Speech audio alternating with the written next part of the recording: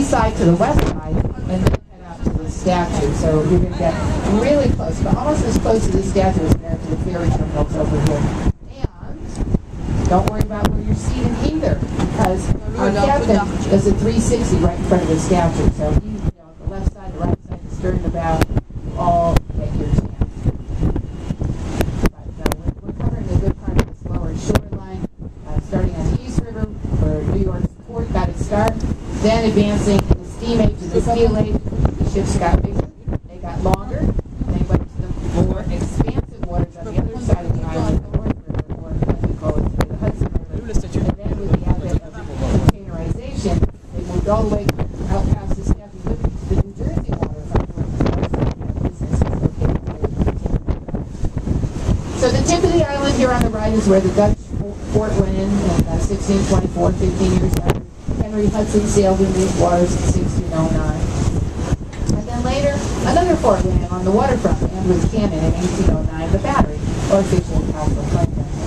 Then it was filled in as the port was over a big rocky, prominent area with kind of a rocky coastline with water in between. Now it's all landfill, it's Battery Park.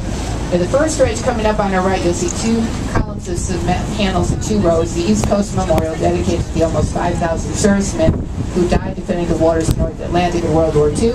Look where we're right in front of it. Look over the treetops. And look at how the buildings separate. And they separate for the beginning of the longest street on the island called Broadway. You don't see too many buildings like that separating all the way up. So Broadway, you know, is it's got the right of way, and it interrupts the grid system. Streets east-west and avenues running up and down that we added in 1811. And the most famous crossover, I bet a lot of you have already been to, Times Square. This is where Broadway begins. Now this section goes up through the banks and financial institutions, and we call it the Canyon of Heroes. If you walk on Broadway down here, and the strips in the pavement, you'll see markings. If you stop to read them, they're all about historic events. But have been big military phrase for the Army after, or one branch of the military after the World Wars. It could have been landing on the moon. It could have been just a few months ago when our own New York Giants won the Super Bowl for football. We had a big ticker tape. So those are all the ticker tape parades on the route here in Lower Manhattan, the Canyon of Heroes. The first one reads October 28, 1886. First ticker tape parade, anybody? You can see your left. It was in Bailey. Now the statue officially titled Liberty and Lightning. And with that, as people, the ships coming in, saw the great country here, the opportunities, of course the rights and the Declaration of Independence, life, liberty, the pursuit of happiness. And as conditions worsened around the world, people packed up their belongings and came to America through New York. Some 12 million of them. You can see that one building just past the Statue of Liberty on the left, and the towers on it. It's an immigration station on Ellis. So that's a great landmark. And today, about 40% of the Americans living in this country can actually trace ancestors of their own families having arrived in New York's harbor and being processed at Ellis Island. That's just incredible. Right, so moving on up into the Hudson River now. We have New York on our right. We have New Jersey on our left.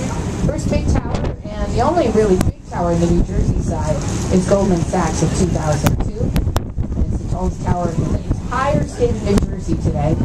Built on what was once a 25-acre factory for Colgate, which came out with a big clock over 15 feet in diameter.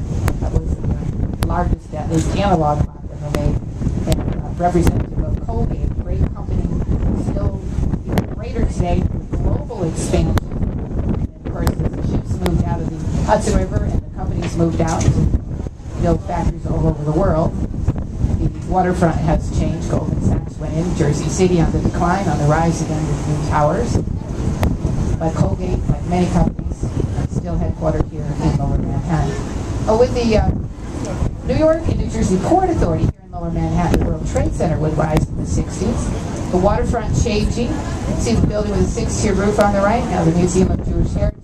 Other buildings along the waterfront, residential and some business towers up ahead were created with the 92-acre landfill that we now call Battery Park City. So as the towers went up, of course, the foundations went down. The World Trade Center sunk down 7 stories into the ground. All that excess earth helped expand the island once again in our city. So there were 7 buildings that made up the World Trade Center. The ones we remember, the 2 remarkable twin towers at record heights of 110 stories each, dedicated in 1973, became the tallest in the world, and were tragically struck down on the morning of September 11, 2001. Flight 11 coming down the Hudson River, hitting the North Tower, and 175 behind us coming in, hitting the South Tower. So the towers destroyed, the fuel spilled out, the fires continued to burn, all 7 buildings destroyed, as well as 22 buildings around the site that were damaged. And the area became known as Ground Zero. That was then. Now the World Trade Center is back. To your right, the tallest building in construction is taking over the skyline, soon to take over the skyline in the entire country here and in the Western Hemisphere. 1,776 feet, you're looking at the World Trade Center Tower 1. So almost 400 feet taller than the old twins. Also, if you look to the right between the buildings here, you'll see another building, part of the shiny glass exterior being finished, and then you can see the cranes at the top. That's the new number 4 World Trade. That's going to go to a height of 977 feet. To the left of it, there's already construction of the foundations of 2 more towers. One will be over 1,000 feet, one over 1,100 feet, and in the background behind World Trade Center Tower 1 is Tower 7. The space between World Trade Center Tower 4 and Tower 1, big expansive space, that's where the 2 twin towers stood.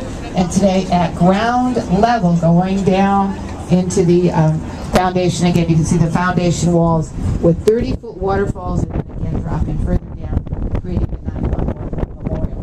The exterior walls of the twin towers, you can see people who died.